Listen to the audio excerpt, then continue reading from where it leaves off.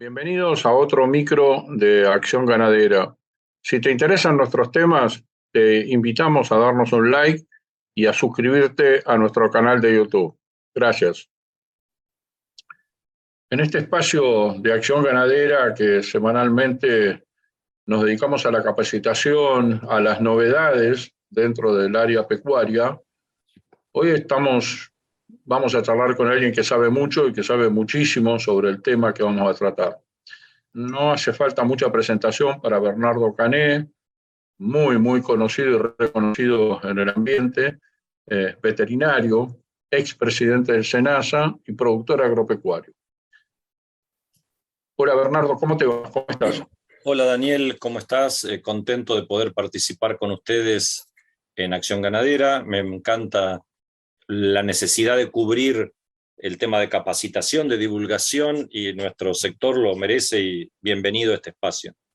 Bernardo, la idea era si podemos charlar un poco sobre un tema muy actual, muy de estos días, que es el troceo de carnes, ¿no? Esa iniciativa que se iba a poner en marcha hace poco, iba a ser a partir del 1 de noviembre, que ahora se posterga hasta el 15 de enero, y en el que vos tenés mucha experiencia, ¿no? Y que preferiría que lo cuentes vos, pero fuiste el precursor en los 90 de algo muy similar que se llamó el corte por lo sano.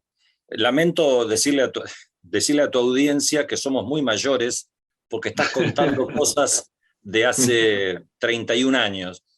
Hace poquitos días atrás, creo que fue el 15 de octubre, se cumplieron 31 años de lo que fue el corte por lo sano. Tuvo un buen marketing, una buena concepción, y la idea era avanzar, como ya lo había hecho SENASA, con el frío en los transportes, en la habilitación de las cajas, las cajas de los camiones, y el aire acondicionado, la temperatura, como para poder transportar las cosas como corresponde, en acuerdo por idea de la Secretaría de Agricultura. En ese momento Felipe Solá era el secretario, yo era el presidente de SENASA. Se firmó este proyecto, Corte por lo Sano, que planteaba avanzar desde el punto de vista higiénico-sanitario en el cuarteo. Las medias reses dejarían de serlo y pasarían a tener cuarto delantero, parrillero y cuarto trasero, etcétera, envueltos en un estoquinete, en una bolsa de algodón, o según el uso, en una bolsa plástica. En ese momento, la concepción tuvo que ver con lo higiénico-sanitario, y por eso caía en cabeza de SENASA. Como yo te anticipé, tenía que ver con el frío en los transportes, en la habilitación, lo higiénico y sanitario, y hace 30 años atrás, 31 años atrás, nos pareció que era necesario dar este paso. ¿Cuál era el ambiente en ese momento? En general, los que estaban adecuados los festejaron, los que estaban parcialmente adecuados, como la industria del supermercadismo, que ya era importante en esa época, se opuso, aduciendo que ellos tenían en sus propios locales de venta lugares de despostada, etcétera, y los mataderos con menos condiciones, algunos dentro de SENASA y otros de tránsito provincial. Y ahí está una cosa que creo que generó el inicio del conflicto. Los productores y los consumidores no se involucraron en este proceso. Los consumidores no exigían tener una carne con cuidado higiénico-sanitario en la faena, en el frío, en el transporte y en la etapa final, y los productores quedaron con el inteligente manejo de la genética, la nutrición, etcétera, la sanidad, pero no se preocuparon. Entonces, el Estado y alguna parte del sector industrial y de transporte apoyó la medida. Hubo indiferencia de consumidores, inacción / boicot de los productores. Que seamos claros también, total, ya está prescrita la causa, optaban también en esa época por venderle a operadores informales. ¿Por qué? Y ahí hay un elemento importante. El origen es higiénico-sanitario, pero tener que enfriar la carne como para poder ser despostada obligaba a tener entre 36 y 48 horas de frío, razón por la cual no se puede despostar un animal en caliente. Y eso llevaba a un enlentecimiento en el flujo físico del animal. Y esto permitía controles comerciales por parte de la ONCA en esta etapa. Entonces, lo higiénico-sanitario, lo principal, con los dos actores estratégicos distantes, y por otro lado, este proceso que sería de control comercial / tributario, que apretaba a la informalidad. Eso produjo que que el planteo, que el proyecto funcionara un par de meses. Brasil, en cabeza de su ministro João Carlos Meireles, vino a verlo, lo implementó en Brasil, en otros lugares también, y finalmente esta batalla se perdió en manos de los detractores. Estoy hablando hace 31 años atrás. Claro. Permíteme interrumpirte. Lo que se propone ahora, que es el troceo, como se lo está llamando, empieza de no más de 32 kilos.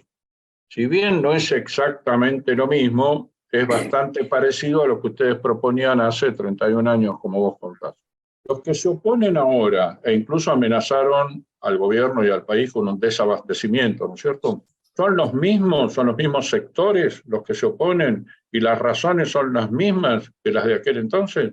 A mí me parece que no. Hay bastante similitud en el proceso, pero digamos que Argentina perdió el tren de esta y otras cosas, o dicho al revés, fue eficiente en lo sanitario con aftosa, brucelosis, vaca loca, pero nada hizo en estos 30 años en identificación individual y en este tema del troceo. A mí me parece que el planteo actual adolece en su génesis de un error, que no fue concebido por veterinarios como lo fue el anterior, por un tema higiénico-sanitario que luego impactaba en lo comercial. Aquí comenzó a buscarse un objetivo parecido, so pena del problema de las ART, de los problemas médicos del personal que hombrea las medias reses, etc. Y por eso se va a los kilos máximos. A mí me parece que es un error. El problema no, la seguridad laboral, la higiene, etcétera, eso es ineludible para el trabajador. Pero acá el tema es higiénico-sanitario del consumidor. Entonces, el error de este proyecto se centra en que se basó en un tema de ARTs, de kilos, etcétera. Entonces, quienes se oponen en este momento dicen, yo lo puedo hacer de otra manera, sin necesidad de llevarlo al hombro, lo puedo llevar en un vehículo físico de transporte, etc. Eso es razonable, quienes lo plantean le ampara la lógica, pero no cubre el problema que debió haber sido el originante de esto, que es lo higiénico-sanitario. En este caso, yo he visto manifestaciones explícitas de industrias, de cámaras industriales y de matarifes, cuales me merecen el mejor de los respetos personales, pero sí debo decir que no hubo un proceso de adecuación en los últimos 30 años como para que haya un estándar único. Existen hoy los exportadores que tienen todos los destinos, existen hoy los consumeros, que no es poco. Los frigoríficos de consumo significan el 70% de los 3,5 millones de toneladas por año de carne.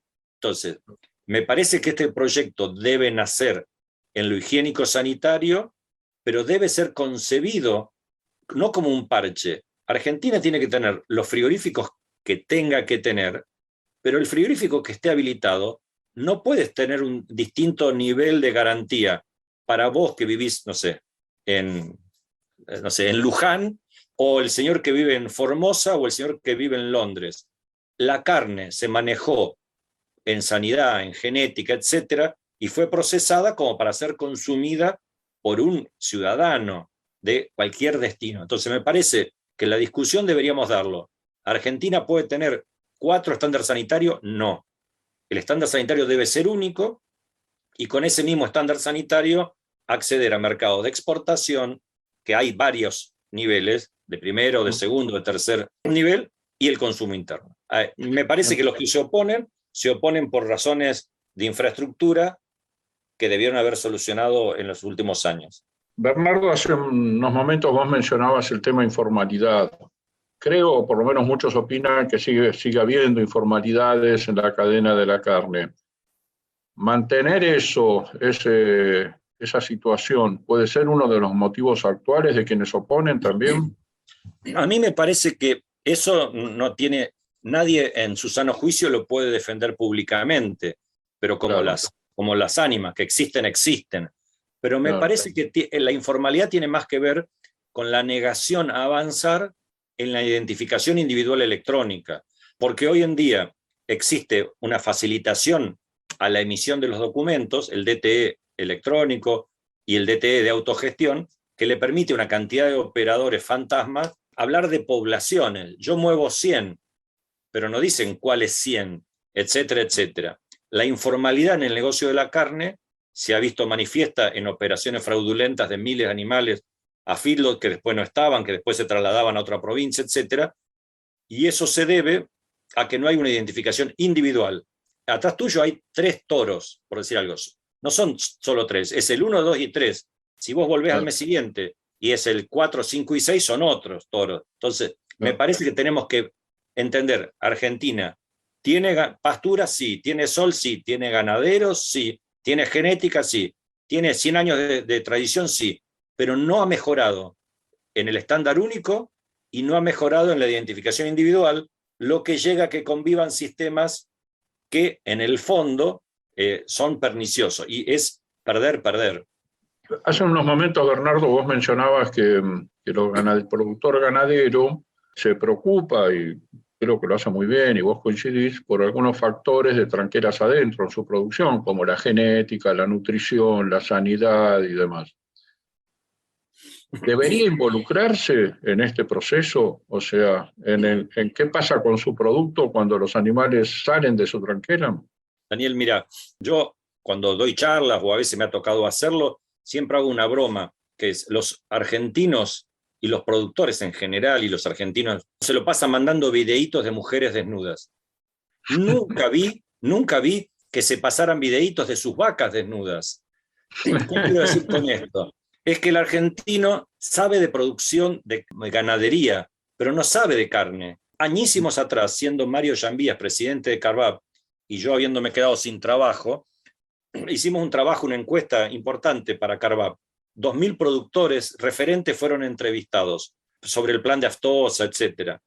Y la última pregunta, el último bloque era ¿cuántos de ellos, 2.000 productores de punta de Carvap, habían entrado a un frigorífico? El 1% de los productores de punta. ¿Cuántos habían ido alguna vez a verificar su tropa? El medio. ¿Y cuántos lo hacían con forma rutinaria? El 0,25% de los productores de punta de Buenos Aires y La Pampa habían ido a verificar su tropa.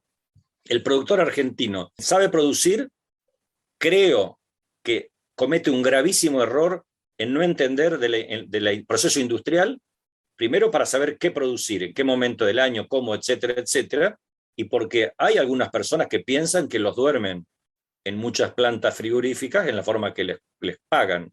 No existe una métrica objetiva como en el grano, como una cámara arbitral, o con la lechería con un FOS que calcula grasa, proteína y célula. Acá me parece que el productor sí o sí se tiene que involucrar para ver su vaca desnuda, para ver su despostada, para ver su troceo y exigir calidad en su producto. ¿Cómo afectaría la aplicación de este sistema al precio que paga el consumidor o que pagamos los consumidores? Hay dos versiones. Los que son optimistas dicen que si uno tiene una media res de calidad y la puede integrar hacia el mejor, hacia el óptimo posible en cada una de sus partes, el número final es superior. ¿Qué quiero decir? Yo soy de Lincoln. A lo mejor el lomo de Lincoln valdría más en Recoleta, en Punta del Este o en Dubái. Entonces, si tuviésemos un estándar único, los lomos de Lincoln van ahí y nosotros comemos el asado. Y los que objetan este sistema dicen que se encarece por el proceso industrial.